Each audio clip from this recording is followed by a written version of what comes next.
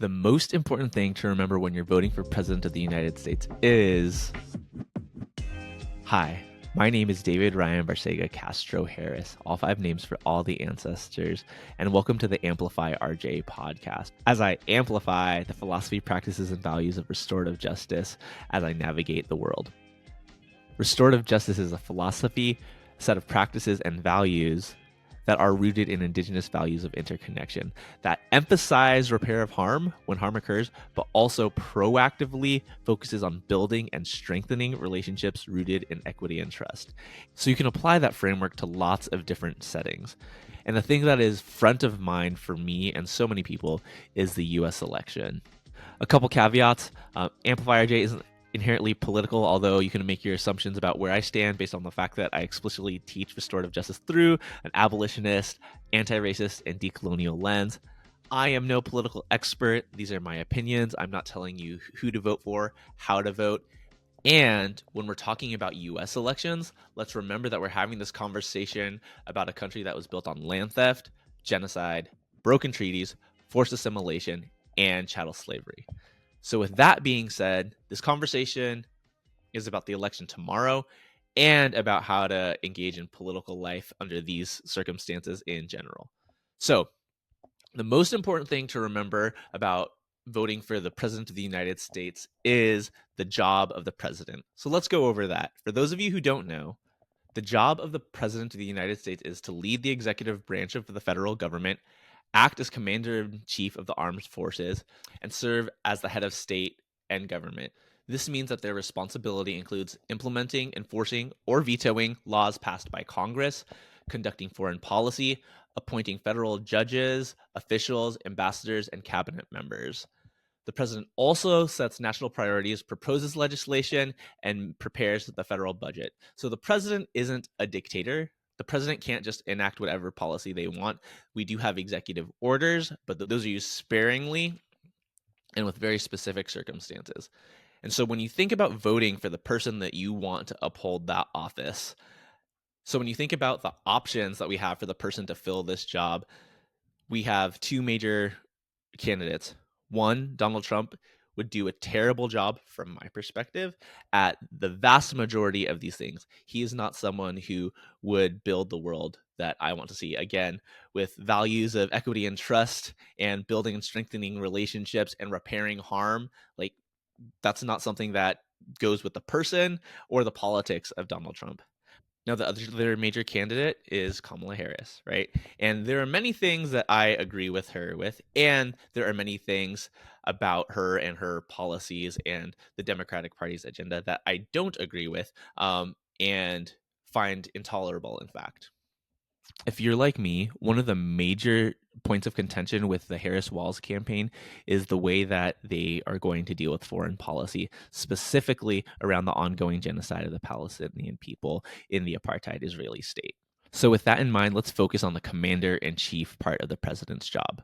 What are they the commander-in-chief of? When we say commander-in-chief, they are the commander-in-chief of the U.S. Armed Forces, but really, it's the U.S. empire. There's no doubt that the U.S. is the world's most dominant military power.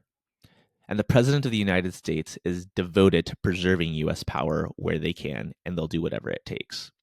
So when we think about the person who's going to inhabit this role, specifically from the two major political parties, of course, they're going to do everything in their power to maintain a friendly military presence in the Middle East.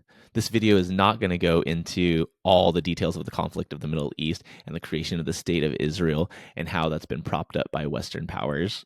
But with U.S. military dominance in mind, of course, the candidates of the major parties are going to make decisions that I don't agree with and that don't align with restorative principles, right? When we think about restorative justice, it's about doing things with people, not having power over them, not exerting power over, not doing things for people, and not ignoring problems. What are the ways that we can do things in collaboration with equity in mind? Sharing power. That's not the way that most countries in the world work transparently, but that's not the way specifically that the strongest military power in the world works either. As someone whose arguably leftist political awakening was over a decade ago, these things don't surprise me anymore. So my encouragement to you as you're looking to people in positions of power who are doing things that you disagree with is to stop being disappointed in people who are doing the job that they signed up to do. At best, they're upholding inequitable systems, and at worst, they're strengthening them. People who seek out power and are protected by power will do whatever it takes to keep power. So instead of being disappointed in people who are not upholding expectations you set for them without their consent, organize, protest, use every tool at your disposal to force them into making the changes that you want to see. Don't get it twisted. Electoral politics is not our pathway to collective liberation. And I believe our country and world would be a lot worse under a Donald Trump presidency. There are many things that I agree with the Harris-Walz campaign about, but I won't stand for some of the foreign and domestic policy decisions that they'll make. So I'm not here to vote shame, and I understand if you're someone who says, forget all this, I'm not voting, these people don't represent me. But since I'm a citizen of my city, my county, my state, and my country, not voting to me means that I don't get an opportunity to voice my opinion with the tools given to me in this specific way. So I'm voting third party because here in California, my vote for Harris or Trump won't decide where the electoral votes go. And I registered with Swap Your Vote to let a similarly minded voter in a swing state cast their vote for Harris-Walz in good conscience. To break that down, here's an excerpt of a conversation I had with their team on Instagram earlier today. Hi, I'm Marin. I'm one of the social media leads for Swap Your Vote. I joined honestly in the project a week and a half ago. I saw it in a Facebook group. Someone posted about it. And I was like, oh, this is a great idea. And then it's just been up and up from there. Yeah, I mean, for me, I saw it this morning, but like the way that it came together, right? I was watching John Oliver, and like Yeah. at the end of his thing, he was like, "Oh, swap your vote," and oh, I mean, I already voted last week, third Mhm. party, but like, oh, this could be a little bit more useful, so went to the Googles and like, oh, there's a project in the UK that does this apparently, but Yeah. I saw this from our US basin decided I would reach out, and here we are. So I imagine that most people who follow Amplify are J, and I'm making this assumption, and if it's not true for you, I'm sorry, but obviously you don't want to support Trump and do anything that you can to not let him be president again, because that would be disastrous for so many people in our country. And while there are a lot of things that we agree with the Harris-Walz campaign, there are a lot of things that we can't tolerate, specifically around the ongoing genocide in the apartheid state of Israel of the Palestinian people. And for me personally, there are some domestic things as well. And everybody has their particulars about why a vote for Harris or Harris-Walz isn't the greatest idea for them. I'm in California, Mhm. and it was easy for me to decide to vote third party, and I have historically because it's California, it's gonna go blue. But how can we, as people in safe states or Mhm. people in swing states of this political leaning, do our best to make sure that our voices are heard while minimizing the risk of a Trump presidency? Yeah. That's great to hear. I'm glad you found it today. It's the day before as well. But yeah, so I'm originally from Pennsylvania and I'm a Pennsylvania voter, and I was feeling very, very conflicted with what to do because I think, like you mentioned, there are a lot of pressures on all sides to either vote for Harris to stop Trump, is the one argument, or obviously vote third party because you don't want to vote for someone committing genocide, which is completely valid. And I kind of personally felt like, oh, I guess I'll walk in the voting booth and flip a coin kind of feeling of like, I honestly don't know what I'm going to do because there isn't a clear moral obligation or decision. And so, kind of now that we're in the final hours, I would say the biggest thing to help is to talk to your friends that are feeling that way, especially in swing states, because currently we have about 10 times more safe state folks signed up than swing state voters. And that's just because of the nature. There are a lot more safe states in the country than there are these swing states, these like seven-ish states where each one it comes down to a couple thousand votes. And so if you know anyone that's having these feelings, doesn't know what to do, and is looking for any sort of, not solution, but like a strategy, definitely point them in our direction. And we're matching super fast. We're like a little bit of a backlog. I think we have like 100 swing state voters still waiting for a match, but we have a team that's like gonna keep going all night long until we get everyone. Yeah, and this is done super grassroots. Can you tell me a little bit about the origin of the project? Yeah, so Ray is one of the co-founders, and they're a part of Rabbis for Ceasefire, and a couple of other grassroots organizing efforts. And then Andrew, one of our other co-organizers, is actually the creator of the climate clock in New York City, if you've ever seen it, with the countdown. And I think a little bit of the story goes, I think one of them had voted third party in 2000 for Ralph Nader. And then we ended up with a Bush presidency, Gore losing by just about 200 votes. And vote swapping was actually utilized in that election. And if about 200 more people had swapped their votes in Florida, we would have had a Gore presidency and not a Bush presidency. And that obviously could have had exponential impacts on U.S. involvement in the Middle East, the war in Afghanistan. So I think for them, there were some lessons learned, and they were also through activist circles connected with the UK folks that have just done this successfully. UK, France, there's been a lot of talk about, oh my gosh, there was this left coalition upset, the right wing lost, and that's because there was a strategic vote swapping happening.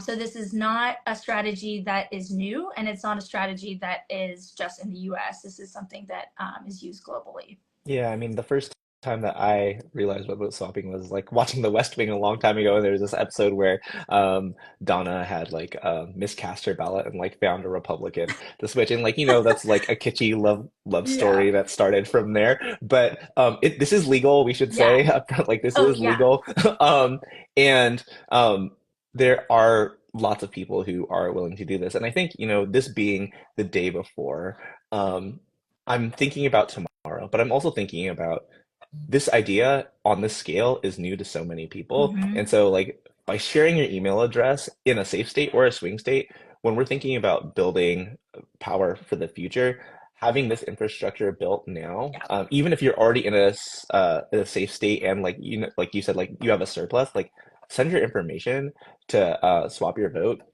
So in the future, when the I don't have a lot of hope for the Democratic Party moving forward.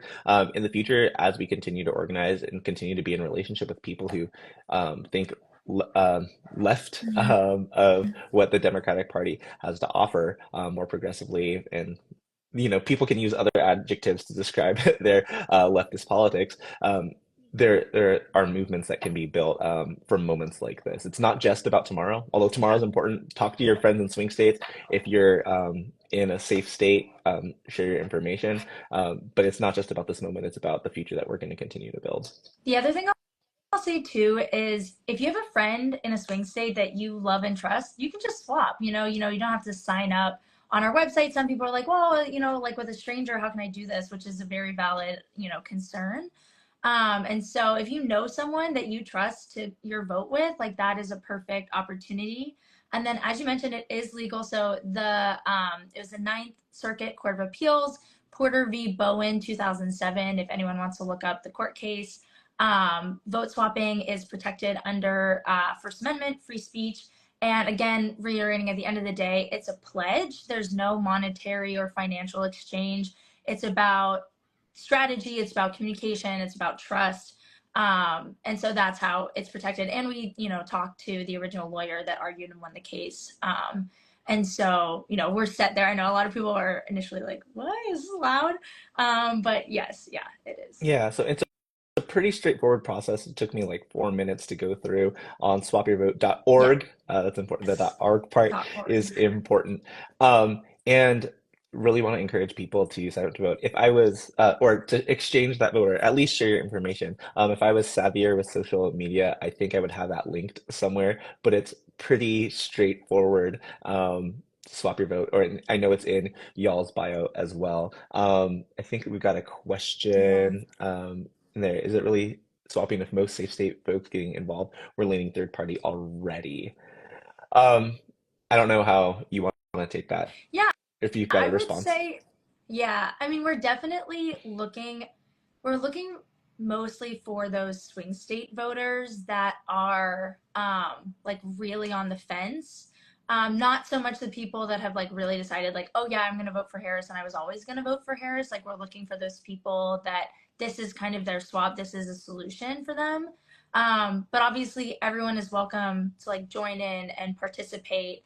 And I would say it is still a swap because part of the pledge is pledging to vote for who the swing state would have voted for in their state. So maybe like you're leaning on voting third party and you're thinking about voting for Jill Stein, but then you get paired with a swing state voter and they would have voted for Claudia and Karina, right? So then your pledge is to vote for their choice rather than like the direction that you would have gone in originally.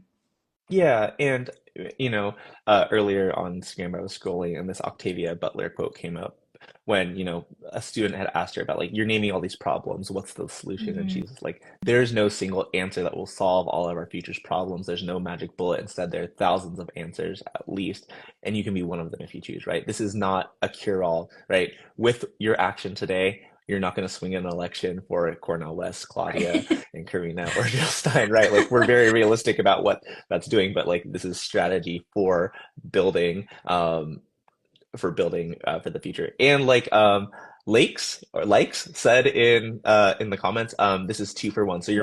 you're actually matching two safe state voters to every one swing state voter. So we're making sure Right. that Yeah. We originally had like a 1-to-1, and then we had so many more safe state folks sign up.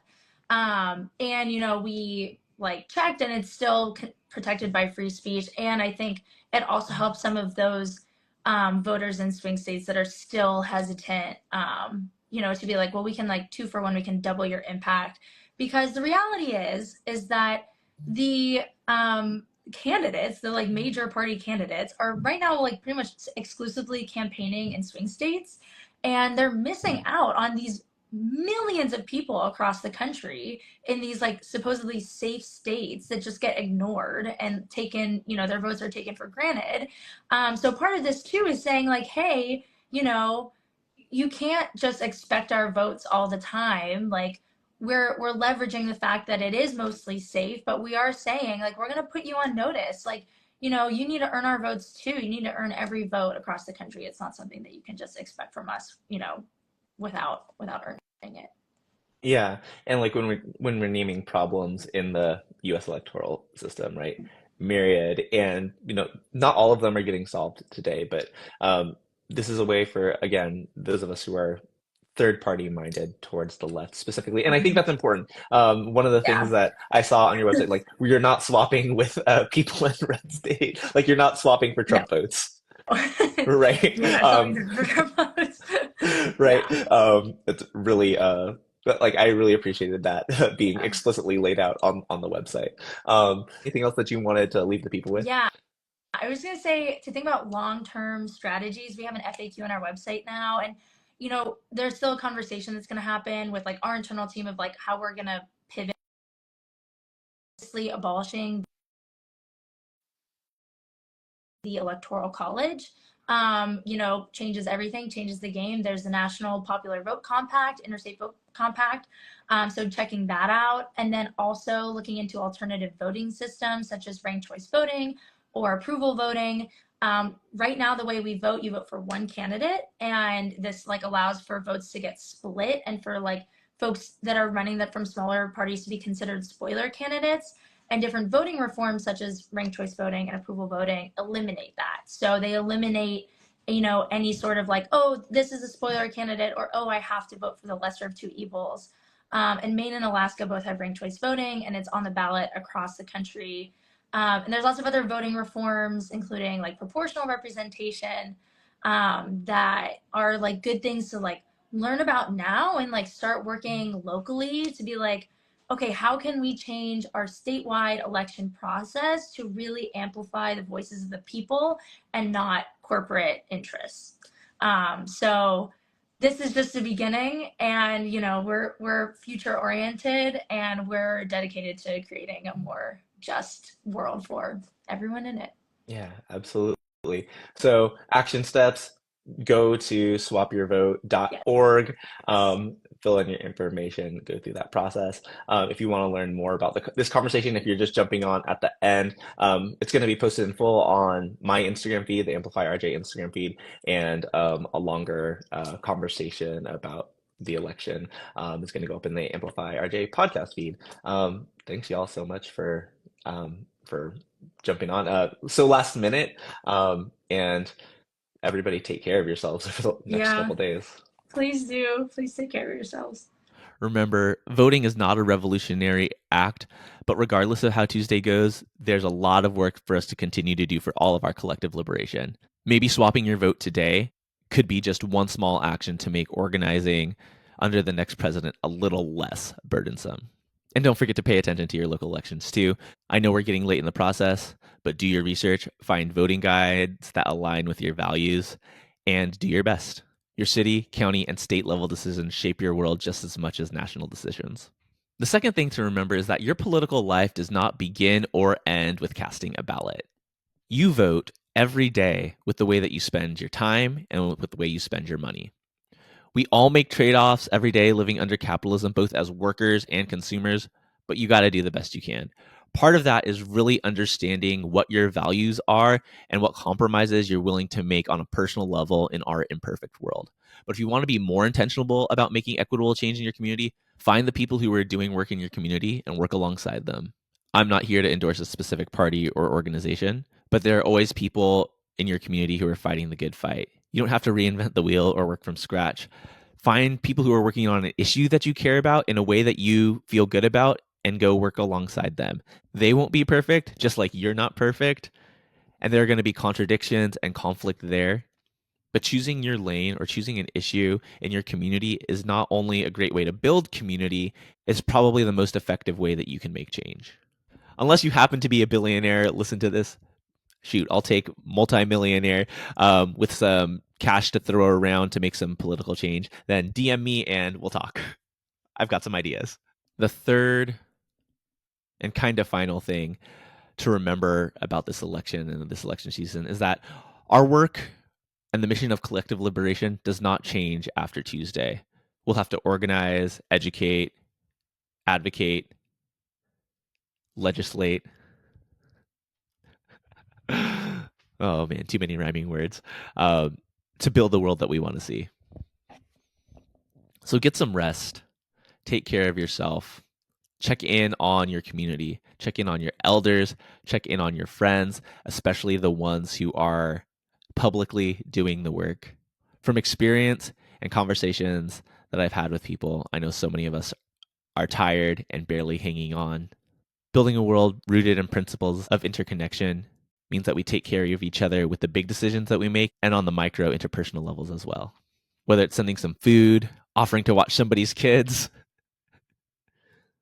or just a check-in call, text or DM, connect with your community so we all can keep going in this work. Before I sign off today, just wanted to share that my lane, David's lane, is the work of Amplify RJ. This is not an inherently political organization. I, as the founder, have principles and values that I want to put out into the world towards justice, towards equity. But while I'm not involving myself in capital P politics, this is a place where people can learn the basics, the fundamentals of restorative justice and growing community alongside like-minded people who will encourage and challenge you. I've been on a break for a while, but if you want to learn more about restorative justice or get involved, please make sure you're following us on all socials or sign up for our email list on our website. There will be new things coming soon. In the spirit of community, I have a couple asks. One, I shared some information, I shared my opinions, and I'd love to know yours. If you're watching on YouTube, leave comments. If you're listening on another platform, you can comment on Spotify or hit me up via email, media@amplifyrj.com. I'd love to hear from you. Of course, there are going to be a bunch of new things coming here, so like, subscribe, rate, review, and be old school about it and tell a friend. Word of mouth. I dare you. For those of you who have been around for a while, you know that this podcast used to be called This Restorative Justice Life, both for brand alignment reasons and because I'm doing something a little bit different than the long form interviews. I've renamed the podcast the Amplify Restorative Justice Podcast, and with that comes a new sign off. I know it's a scary time for so many of you, but in closing, let me share these words. May you be safe. May you be happy. May you be healthy. May you live with ease. And may you work for this to be true for everyone. Take care, y'all.